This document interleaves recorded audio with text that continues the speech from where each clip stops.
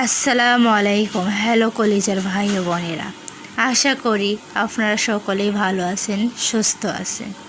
আমি যখন বাসায় থাকি তখন একা একা ভাবি এবার আমি বাবার বাসায় গিয়ে মাকে একটা কাজও করতে দিব না, সব কাজগুলো আমি নিজের হাতে করব, রান্নাবান্নাতে শুরু করে সব কাজ করব। কিন্তু বাবার বাসায় গিয়ে শরীর এত বেমান হয়ে যায় যে একটা কাজও দূরে থাক, কোনো কাজই করতে মন চায় না। তখন যেন ঘুম চোখের থেকে ছাড়েই না, যখন মনটা চায় সারাক্ষণ ঘুম পারি আর ফোন টিপি।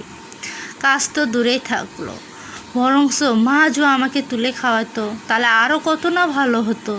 কিন্তু আমার মা তাই করে, আমাকে তুলে খাওয়ায়।